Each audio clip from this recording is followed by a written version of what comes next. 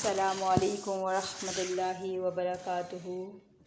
تمام تعریفات اس اللہ وحدہ لا شریک کے لیے ہے جس نے ہمیں اشرف المخلوقات بنا کر اس روئے زمین پر بھیجا، جس نے آسمان و زمین کو اکیلے پیدا کیا۔ وہ وحدہ لا شریک ہے، اس کے سوا نہ کوئی عبادت کے لائق ہے، نہ کوئی کائنات میں پروردگار۔ وہ تمام جہانوں کا پالنے والا ہے۔ بے شمار درود و سلام و رحمت عالم محمد رسول اللہ صلی اللہ علیہ وآلہ وسلم پر، جنہیں اللہ تعالیٰ نے اپنا نبی و رسول ہونے کا شرف عطا کیا، اور رحمتیں و برکتیں ہوں اللہ کے تمام نیک بندوں اور بندیوں پر۔ میرا آج کا موضوع ہے کہ جب سب کچھ انسان کی تقدیر میں لکھا ہوا ہے تو اللہ نے انسان کو نیکی کرنے اور برائی سے بچنے کا حکم کیوں دیا؟ ایمانیات میں 5 چیزیں آتی ہیں: ایمان باللہ، ایمان بالکتب، ایمان بالرسول، ایمان بالملائکہ، اور 5ویں ہے ایمانیت میں 5ویں حقیقت جو ہے ایمان بالآخرت۔ کفار مکہ قیامت کا انکار کر رہے تھے، مرنے کے بعد اٹھائے جانے کا انکار کر رہے تھے۔ فرمایا سورہ سبا آیت نمبر 3 میں، وَقَالَ الَّذِينَ كَفَرُوا لَا تَأْتِينَا السَّاعَةُ، اور کافروں کا کہنا یہ تھا کہ قیامت نہیں آئے گی۔ ان لوگوں کا ذکر کرتے ہوئے رب العالمین نے سورہ تغابن آیت نمبر 7 میں فرمایا، زَعَمَ الَّذِينَ كَفَرُوا أَن لَّن يُبْعَثُوا، کافروں کا گمان ہے کہ وہ قیامت کے دن نہ اٹھائے جائیں گے۔ ایسے لوگوں کے انجام کی خبر اللہ تعالیٰ نے اس طرح دی سورہ ذاریات میں، فَوَيْلٌ لِّلَّذِينَ كَفَرُوا مِن يَوْمِهِمِ الَّذِي يُوعَدُونَ، پھر خرابی ہے کافر لوگوں کی جنہوں نے وعدے کے دن کا انکار کر دیا۔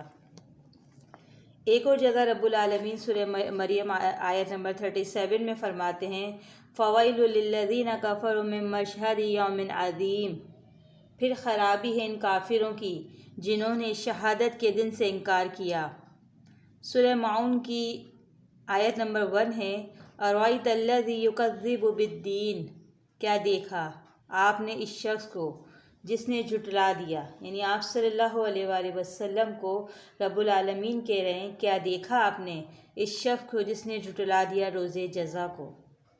قیامت کے دن کو جھٹلانا اور دوبارہ زندہ ہو کر اٹھنے کا مذاق یہ جاری تھا، قرآن کی آیتوں سے آپ نے سنا۔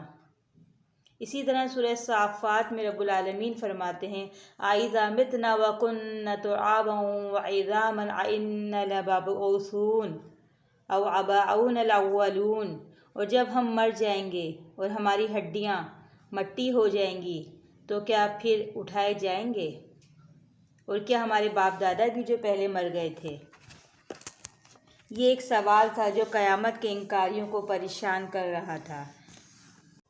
ان کی سمجھ میں یہ نہیں آتا تھا کہ یہ کیسے ہوگا۔ ہزاروں سال پہلے مرنے والا ایک شخص جس کی ہڈیاں سرما بن کر راکھ میں مل چکی ہے، ایک دم میں کس طرح یہ مردہ جو ہے انسان زندہ ہو جائے گا؟ اللہ تعالیٰ نے نبی علیہ السلام سے کہا کہ نبی انکاریوں کو اس طرح جواب دو۔ سورہ صافات آیت نمبر 18 میں ہے، قُلْ نَعَمْ وَأَنْتُمْ دَاخِرُونَ، کہہ دو ہاں تم ذلیل بھی ہوگے۔ پھر سورہ صافات آیت نمبر 19 میں ہے، فَإِنَّمَا هِيَ زَجْرَةٌ وَاحِدَةٌ فَإِذَا هُمْ يَنظُرُونَ، بس ایک ڈانٹ پڑتے ہی سب حاضر ہو جائیں گے۔ پھر رب العالمین نے سورہ قیامہ آیت نمبر 3 میں فرمایا، أَيَحْسَبُ الْإِنسَانُ أَن لَّن نَّجْمَعَ عِظَامَهُ، کیا انسان کو یہ گمان ہوتا ہے کہ ہم اس کی بوسیدہ ہڈیوں کو جمع نہ کریں گے؟ سورہ قیامت آیت نمبر 4 میں اس کے بارے میں رب العالمین اس سوال کے بارے میں جو جواب دے رہے ہیں، بلا کیوں نہیں، قادرین علی ان نسوی بنانہ، ہاں ہم اس بات پر قادرین قدرت رکھتے ہیں کہ اس کے جوڑ درست کریں گے۔ یہ تو ان لوگوں کے قول تھے جو انکاری تھے آخرت کے دن کے۔ اللہ تعالیٰ نے ان کو منہ توڑ جواب دیے۔ اب قیامت کے بارے میں ایمان والوں کے اقوال قرآن کی زبانی سنیے۔ سورہ بقرہ کی آیت نمبر 4 میں ارشاد ہوا ہے وَبِالْآخِرَةِ هُمْ يُوقِنُونَ۔ ترجمہ، اور یہ متقی لوگ آخرت پر یقین رکھتے ہیں۔ آخرت میں اللہ تعالیٰ سے ملاقات کا یقین بھی دراصل قیامت کا ہی یقین ہے۔ ایمان والوں کا تذکرہ کرتے ہوئے اللہ تعالیٰ نے ان کی یہ صفت بیان کی ہے۔ سورہ بقرہ میں الذین یظنون انہم ملاقو ربہم وانہم الیہ راجعون، یہ لوگ یقین رکھتے ہیں کہ یقیناً یہ اپنے رب سے ملاقات کریں گے اور اس کی طرف لوٹ جائیں گے۔ آخرت کا یقین انسان کو گناہوں سے روکتا ہے، اور جو شخص اللہ کے سامنے کھڑا ہونے سے ڈرتا ہے اور گناہوں کو چھوڑ دے تو اس کے بارے میں سورہ نازعات میں آیت نمبر 40 سے 41 ہے وَأَمَّا مَنْ خَافَ مَقَامَ رَبِّهِ وَنَهَى النَّفْسَ عَنِ الْهَوَىٰ فَإِنَّ الْجَنَّةَ هِيَ الْمَأْوَىٰ۔ پھر جو شخص بھی اللہ کے سامنے کھڑا ہونے سے ڈرے اور نفسانی شرارتوں سے باز آ جائے تو ایسے شخص کا ٹھکانہ یقیناً جنت ہی ہوگا۔ سبحان اللہ۔ آخرت کا تصور یقینی ہے۔ جس قدر یہ تصور کم ہوگا اتنے ہی جرائم کی کثرت یعنی گناہوں کی کثرت زیادہ ہوگی۔ ایک مسلم کو چاہیے کہ وہ قیامت کو کبھی نظر انداز نہ کرے، جس طرح سورہ کہف آیت نمبر 110 میں ہے فَمَنْ كَانَ يَرْجُو لِقَاءَ رَبِّهِ فَلْيَعْمَلْ عَمَلًا صَالِحًا وَلَا يُشْرِكْ بِعِبَادَةِ رَبِّهِ أَحَدًا۔ پھر جو کوئی اللہ سے ملاقات کا یقین رکھتا ہو تو اسے چاہیے کہ اچھے عمل کرے اور اپنے رب کی عبادت میں کسی کو شریک نہ کرے، ایمانیت کے تمام اجزاء پر یقین رکھیں، اور اگر ایک جز کے یقین میں کمی ہوگی تو انسان گمراہی میں چلا جائے گا۔ سورہ نساء میں رب العالمین فرماتے ہیں وَمَن يَكْفُرْ بِاللَّهِ وَمَلَائِكَتِهِ وَكُتُبِهِ وَرُسُلِهِ وَالْيَوْمِ الْآخِرِ فَقَدْ ضَلَّ ضَلَالًا بَعِيدًا۔ اور جو شخص بھی اللہ کا اور فرشتوں کا اور کتابوں کا اور رسولوں کا اور قیامت کا انکار کرے گا وہ بہت دور کی گمراہی میں جا پڑا۔ قیامت کا دن یقینی ہے۔ جس طرح ایمانیت کی 5 باتوں پر یقین رکھنا ایمان کہلاتا ہے، اسی طرح تقدیر پر بھی یقین رکھنا ضروری ہے۔ تقدیر کے معاملے میں بہت سے لوگ الجھن کا شکار رہتے ہیں۔ کچھ لوگ تو سرے سے اس مسئلے پر گفتگو ہی نہیں کرتے، اور کچھ لوگ تقدیر کا مفہوم یہ لیتے ہیں کہ ہم جو کچھ کرتے ہیں اچھا یا برا یہ ہماری تقدیر ہے۔ اگر یہ مان لیا جائے کہ انسان اپنی تقدیر کے ہاتھوں مجبور ہے تو پھر جزا و سزا کا دن کیوں؟ جب انسان سب کچھ اپنے رب کے حکم سے کرتا ہے، مثلا شرابی شراب پی نہیں سکتا جب تک کہ اللہ کا حکم نہ ہو، اور چور چوری، زانی زنا اللہ کے حکم سے کرتا ہے، تو پھر قیامت کے روز اس کا حساب کیوں لیا جائے گا؟ کیا انسان محض مجبور ہے؟ سوال ہے یہ کہ کیا انسان محض مجبور ہے؟ جب اللہ تعالیٰ نے سب کچھ ہماری تقدیر میں لکھ دیا ہے تو اب وہی کچھ ہونا ہے کہ اگر ہم نیک عمل کرنا بھی چاہیں تو نہیں کر سکتے، کیونکہ تقدیر میں برائی لکھی ہے۔ کسی نے کیا خوب کہا ہے، پیش آتا ہے وہی جو کہ پیشانی میں ہے۔ یہ اور اس قسم کے بہت سے سوالات ذہن میں آتے ہیں۔ کچھ لوگ سرے سے تقدیر کا انکار کر دیتے ہیں۔ ان کا کہنا یہ ہے کہ انسان اپنی تقدیر خود بناتا ہے اور خود بگاڑتا ہے۔ علامہ کا شعر ہے تقدیر کے پابند جمادات و نباتات، مومن فقط احکام الہی کا ہے پابند۔ اس شعر سے ایسا معلوم ہوتا ہے کہ مومن کسی تقدیر کا مکلف نہیں ہے، غرض کہ اس معاملے میں افراط و تفریط ہے۔ یعنی تقدیر کا صحیح مفہوم جاننے کے لیے قرآن و حدیث کا مطالعہ ضروری ہے۔ آئیے اس مسئلے پر گفتگو کرتے ہیں کہ اللہ تعالیٰ نے جو کام مقرر کر دیے ہیں اور قیامت تک ان میں کوئی تبدیلی نہیں ہوتی، مثلا سورج اور چاند کا اپنی اپنی منزلوں پر رواں دواں ہونا، رات اور دن کا مستقل نظام، جس طرح سورہ یاسین آیت نمبر 38 میں ہے وَالْقَمَرَ قَدَّرْنَاهُ مَنَازِلَ حَتَّى عَادَ كَالْعُرْجُونِ الْقَدِيمِ، اور چاند کی منزلیں مقرر ہیں یہاں تک کہ وہ کھجور کی پرانی ٹہنی جیسا ہو جاتا ہے۔ اسی طرح سورہ یاسین آیت نمبر 39 میں ہے وَالشَّمْسُ تَجْرِي لِمُسْتَقَرٍّ لَهَا ذَلِكَ تَقْدِيرُ الْعَزِيزُ الْعَلِيمُ، اور سورج اپنے مقررہ ٹھکانے کی طرف چلتا ہے، یہ ہے تقدیر زبردست اللہ علم والے کی۔ اسی طرح سورہ یاسین آیت نمبر 40 میں ہے لَلشَّمْسُ يَنبَغِي لَهَا أَن تُدْرِكَ الْقَمَرَ وَلَا اللَّيْلُ سَابِقُ النَّهَارِ وَكُلٌّ فِي فَلَكٍ يَسْبَحُونَ، نہ چاند کی یہ مجال کہ سورج سے ٹکرا جائے اور نہ رات دن سے پہلے آئے، یہ سب اپنے اپنے مدار پر رواں دواں ہیں۔ ان آیات سے یہ معلوم ہوا کہ اللہ تعالیٰ نے آفتاب و مہتاب، لیل و نہار کا ایک اندازہ مقرر کیا ہوا ہے، اور یہ سب کچھ اللہ کے باندھے ہوئے نظام کے تحت جکڑے ہوئے ہیں کہ یہ اللہ کی بندش کے تابع ہیں، اور یہ بندش قیامت تک قائم رہے گی، اور اس بندش کا نام تقدیر ہے۔ ذَلِكَ تَقْدِيرُ الْعَزِيزُ الْعَلِيمُ، یہ ہے اللہ عزیز علیم کی تقدیر۔ کائنات کا نظام ایک ناظم کا مقرر کردہ ہے۔ فَلَن تَجِدَ لِسُنَّتِ اللَّهِ تَبْدِيلًا وَلَن تَجِدَ لِسُنَّتِ اللَّهِ تَحْوِيلًا، اور تم اللہ کے مقرر کردہ طریقے میں تبدیلی نہ پاؤ گے، اور اللہ کے طریقے میں کبھی تغیر نہ دیکھو گے۔ نظام شمسی پر غور کیجیے۔ سورج ایک وقت پر طلوع ہوتا ہے اور ایک وقت پر غروب ہو جاتا ہے۔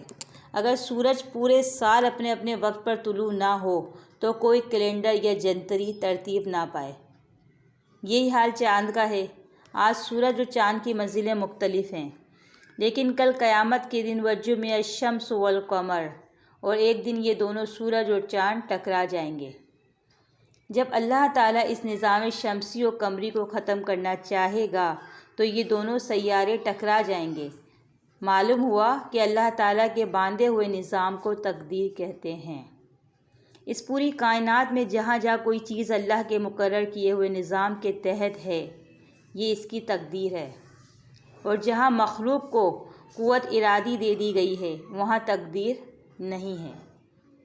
مثلاً سورہ ملک آیت نمبر 2 میں ہے الذی خلق الموت والحیات لیبلوکم ایکم احسن عملا، وہی ذات ہے جس نے موت و زندگی کو پیدا کیا تاکہ تمہیں آزمائے کہ کون اچھے عمل کرتا ہے۔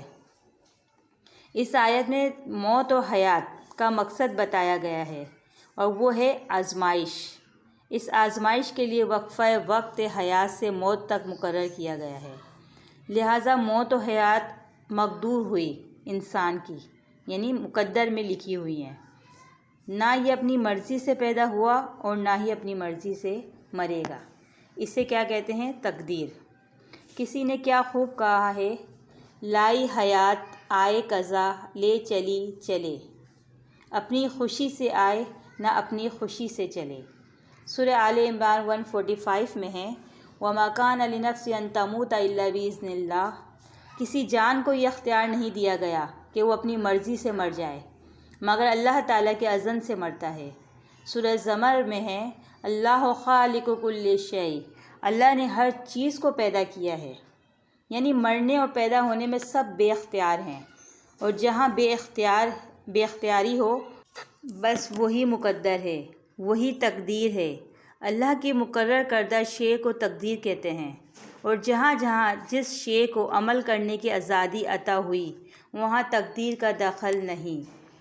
مثلاً ایک شخص کو حقیقت کا علم ہو چکا ہے، اچھائی اور برائی اسے سمجھا دی گئی ہے، اور اسے عمل کرنے کی پوری آزادی عطا کر دی گئی ہے۔ آنکھ، کان، عقل کی توانائیاں دے دی، راستے کا نشیب و فراز سے آگاہ کر دیا، فائدہ اور نقصان کی ایک ایک بات ظاہر کر دی۔ جس طرح سورہ بلد میں ہے آیت نمبر 8، 9 اور 10 ہے أَلَمْ نَجْعَلْ لَهُ عَيْنَيْنِ وَلِسَانًا وَشَفَتَيْنِ وَهَدَيْنَاهُ النَّجْدَيْنِ، کیا ہم نے انسان کو 2 آنکھیں اور 1 زبان اور 2 ہونٹ نہیں دیے؟ اور کیا ہم نے اسے دونوں راستوں کی ہدایت نہیں دی؟ سورہ شمس آیت نمبر 8 میں فَأَلْهَمَهَا فُجُورَهَا وَتَقْوَاهَا، پھر اس انسان کو سمجھا دیا کہ یہ گناہ ہیں اور یہ نیکی ہے۔ سورہ دہر آیت نمبر 3 میں ہے إِنَّ هَدَيْنَاهُ السَّبِيلَ إِمَّا شَاكِرًا وَإِمَّا كَفُورًا، یقیناً ہم نے اس انسان کو شکر اور کفر کا راستہ بتا دیا۔ قَدْ أَفْلَحَ مَنْ زَكَّاهَا وَقَدْ خَابَ مَنْ دَسَّاهَا، سورہ شمس آیت نمبر 9 اور 10 تھی یہ۔ بے شک وہی کامیاب ہوگا جو اپنے نفس کو پاک کر لے، اور وہی برباد ہوگا جو اپنے نفس کو گندہ کر لے۔ ان تمام آیات سے معلوم ہو گیا کہ انسان کو عمل کے معاملے میں خود مختار بنا کر بھیجا گیا ہے۔ یہ مجبور محض نہیں ہے کہ اپنے ارادے سے کچھ نہ کر سکے۔ اگر انسان مجبور محض ہوتا تو جزا و سزا کا کوئی تصور نہیں ہوتا۔ جہاں انسان عمل کے معاملے میں مجبور نہیں ہے وہاں تقدیر ہوگی، یعنی مجبور ہوگا وہاں تقدیر ہوگی۔ تقدیر سے مراد اللہ کا علم بھی ہے، جس طرح سورہ یاسین میں ہے وَكُلَّ شَيْءٍ أَحْصَيْنَاهُ فِي إِمَامٍ مُبِينٍ، اور ہر ایک چیز محفوظ کر دی گئی ہے لوح مبین میں۔ امام مبین سے مراد وہ تختی ہے کہ جس پر ہر چیز لکھی ہوئی ہے۔ اللہ تعالیٰ عالم الغیب ہے، اسے معلوم ہے کہ کب کون کیا کرے گا، لہٰذا اس نے اپنے علم سے اسے تحریر کر دیا۔ بعض لوگوں کا کہنا ہے کہ جب اللہ نے سب کچھ اچھا یا برا تحریر کر دیا ہے تو اب ہم مجبور ہیں، جو لکھا گیا ہے وہی کریں گے، اس کے خلاف کیسے کر سکتے ہیں؟ کسی نے کہا میں شراب اس لیے پیتا ہوں کہ اللہ کی تقدیر پر پوری ہو، میری تقدیر میں اللہ نے شراب لکھ دی ہے، لہٰذا میں ضرور شراب پیوں گا ورنہ اللہ کی تقدیر غلط ہو جائے گی۔ ایسے لوگوں کو تقویت ملی احادیث کے مفہوم نہ سمجھنے سے۔ جیسے کہ حدیث میں ہے کہ ایک شخص نیک کام کرتا رہتا ہے یہاں تک کہ جنت کے بالکل قریب ہو جاتا ہے کہ تقدیر کا لکھا غالب ہوتا ہے، اور یہ شخص برے کام کرنے لگتا ہے یہاں تک کہ وہ جہنم میں چلا جاتا ہے۔ اور ایک شخص برے کام کرتا رہتا ہے اور جہنم کے بالکل قریب ہو جاتا ہے کہ تقدیر کا لکھا غالب ہوتا ہے اور وہ اچھے عمل کرنے لگتا ہے یہاں تک کہ وہ جنت میں چلا جاتا ہے۔ یہ بخاری کی حدیث ہے۔ اس حدیث سے بظاہر یہ معنی نکلے گا کہ انسان مجبور ہے تقدیر کے ہاتھوں۔ اس حدیث کا صحیح مفہوم نہ سمجھنے سے یہ غلط فہمی پیدا ہوئی۔ حدیث کا صحیح مفہوم یہ ہے ان اللہ علیم خبیر، اللہ تعالیٰ علیم و خبیر ہے، وہ جانتا ہے کہ کون کب اور کیا کرے گا۔ وہ جانتا ہے کہ یہ گناہ گار آخر توبہ کرے گا اور نیک عمل کرے گا اور اسی پر اس کا خاتمہ ہوگا، اور وہ یہ بھی جانتا ہے کہ یہ نیک آدمی نیکی کرتے کرتے نیکی چھوڑ دے گا اور گناہ کی طرف راغب ہو جائے گا اور اسی حالت میں اس کا انتقال ہو جائے گا۔ اب یہ بات کیونکہ اللہ تعالیٰ کو معلوم ہے، اس نے اپنی کتاب لوح محفوظ میں اسے درج کر دیا۔ نیکی یا بدی کرنا انسان کا اپنا فعل ہے اور لوح محفوظ میں لکھ دینا یہ اللہ کا فعل تھا۔ گویا اللہ کو پہلے ہی پتہ تھا کہ انجام دونوں کا کیا ہوگا۔ یہ انجام اللہ نے نہیں کیا بلکہ یہ انجام ان دونوں کے خود کردہ کاموں کا تھا، اس طرح یہ انجام پورا ہوا۔ مجرم یا نیک ہونا انسان کا فعل ہے، اللہ کا نہیں، بلکہ اللہ تعالیٰ تو برے انجام سے ڈراتا ہے اور نیک کاموں کی ترغیب دیتا ہے۔ اگر انسان ہر برا کام اللہ کے حکم سے کر رہا ہے تو اللہ تعالیٰ منع کیوں کرتا ہے؟ جس طرح سورہ نحل آیت نمبر 90 میں ہے ان اللہ یأمر بالعدل والإحسان وإیتاء ذی القربى وینہی عن الفحشاء والمنکر، بے شک اللہ تعالیٰ تمہیں نیکی اور انصاف اور رشتہ داروں کے ساتھ حسن سلوک کا حکم دیتا ہے اور ہر قسم کی برائی اور فحشیات سے منع کرتا ہے۔ ایک طرف اللہ برائی سے منع کرے اور دوسری طرف برائی اسی کے حکم سے ہو، یہ بات اللہ کی شان کے خلاف ہے۔ بلکہ اللہ نے برائی سے منع کرنے اور نیکی کی ہدایت کرنے کے لیے اپنے انبیاء بھیجے، کتابیں بھیجیں، لہٰذا ہر برائی کو اللہ کی طرف منسوب کرنا انصاف کے خلاف ہے۔ انسان نیکی یا بدی اپنے اختیار سے کرتا ہے اور اس کی جزا و سزا اللہ دے گا۔ ایک مثال کے ذریعے یہ مسئلہ سمجھ میں آ جاتا ہے کہ ایک شخص ایک راستے پر جا رہا تھا۔ اس کو ہدایت تھی کہ دیکھ بھال کر چلنا، ٹھوکر نہ کھانا، گر نہ جانا، لیکن یہ شخص ہدایت پر عمل نہیں کر رہا، مدہوشی کے عالم میں سفر کر رہا ہے، انجام سے بے خبر ہو گیا ہے، راستے کی رنگینیوں میں کھو گیا ہے، بے تحاشا چلا جا رہا ہے، اور کوئی پکار پکار کر کہہ رہا ہے ذرا آنکھیں کھول، مدہوشی دور کر، دیکھ آگے ایک خطرناک گڑھا ہے، اگر تو نہ رکا تو اس گڑھے میں ضرور گرے گا۔ لیکن یہ شخص ہے کہ آگے بڑھا چلا جا رہا ہے، پکارنے والے کی پکار کی پرواہ نہیں کرتا، انجام کار یہ اس گڑھے میں گر جاتا ہے۔ انصاف سے بتائیے کہ اس میں قصوروار کون ہے، مسافر یا منادی؟ اگر آپ یہ کہیں کہ منادی کو پتہ تھا کہ یہ گڑھے میں گرے گا لہٰذا قصور منادی کا ہے، تو یہ بات انصاف کے خلاف ہوگی۔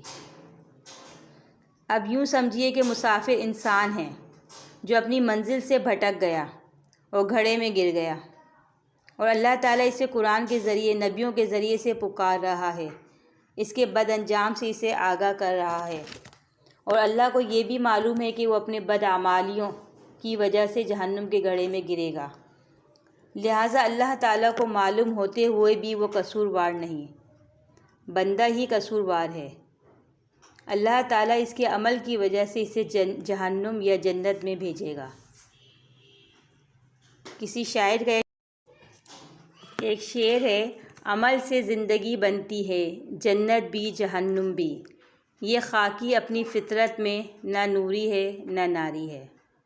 شاعر کا کہنا یہ ہے کہ یہ انسان نہ نوری ہے، یعنی نہ فرشتہ ہے کہ نیکیاں ہی کرتا رہے، اور نہ یہ ناری یعنی شیطان ہے کہ برائیاں ہی کرتا رہے گا۔ یہ خاکی یعنی مٹی سے بنا ہوا انسان نیکی بھی کر سکتا ہے اور بدی بھی، یہ اپنے معاملے میں خود مختار ہے، چاہے نیکی کر کے جنت حاصل کر لے اور چاہے برائیاں کما کر جہنم میں چلا جائے۔ جس طرح سورہ نجم میں ہے وَأَن لَيْسَ لِلْإِنسَانَ إِلَّا مَا سَعَىٰ، اور ہر انسان کے لیے وہی کچھ ہوگا جس کی اس نے کوشش کی ہوگی، اور وہ جلد ہی اپنی اس کوشش کا ثمرہ دیکھ لے گا۔ جس طرح سورہ زلزال میں ہے، آیت نمبر 7 میں ہے فَمَن يَعْمَلْ مِثْقَالَ ذَرَّةٍ خَيْرًا يَرَهُ، سورہ زلزال آیت نمبر 8 میں بھی ہے وَمَن يَعْمَلْ مِثْقَالَ ذَرَّةٍ شَرًّا يَرَهُ، یعنی پھر جو شخص بھی ایک ذرہ برابر نیکی کرے گا وہ اسے دیکھ لے گا، اور جو شخص بھی ایک ذرہ بھر بدی کرے گا وہ اسے دیکھ لے گا۔ خلاصہ یہ ہوا کہ انسان اپنے اختیار سے جو بھی برائی یا بھلائی کرے گا اسے اس کا بدلہ جزا یا سزا مل کر رہے گی، اور ہر انسان کو با اختیار با صلاحیت بنا کر بھیجا گیا تھا، یہ مجبور محض نہیں تھا، البتہ جہاں مجبور ہوگا وہاں اس سے سوال بھی نہ ہوگا۔ جس طرح سورہ بقرہ میں ہے لا یکلف اللہ نفس الا وسعها، کسی شخص کو اس کی طاقت سے زیادہ اللہ تعالیٰ تکلیف میں نہیں ڈالتا۔ لہا ما کسبت وعلیہا ما اکتسبت، انسان کا وہی ہے جو اس نے کمایا، اور وہی اٹھائے گا جو اس نے کمایا ہوگا۔ سورہ حامیم سجدہ میں ہے وما ربک بظلام للعبید، اور تیرا رب اپنے بندوں پر ظلم نہیں کرتا۔ غور کیجئے، اگر انسان گناہ یا ثواب اپنی مرضی سے نہیں کرتا بلکہ اللہ تعالیٰ کی تقدیر سے مجبور ہو کر کرتا ہے تو یہ انسان گناہ کے معاملے میں بے قصور ہوگا، اور پھر اللہ تعالیٰ اسے اس کے گناہوں کے سبب عذاب دے تو یہ ظلم ہوگا، اور اللہ تعالیٰ اپنے بندوں پر ظلم نہیں کرتا۔ ایمانیت کی چھٹی کڑی بھی الحمدللہ آج پوری ہو گئی۔ تقدیر کے معاملے میں بحث کرنے سے بھی منع کیا گیا ہے، یہ مسلم کی حدیث ہے۔ وَمَا عَلَيْنَا إِلَّا الْبَلَاغُ الْمُبِينُ۔ السلام علیکم ورحمۃ اللہ وبرکاتہ۔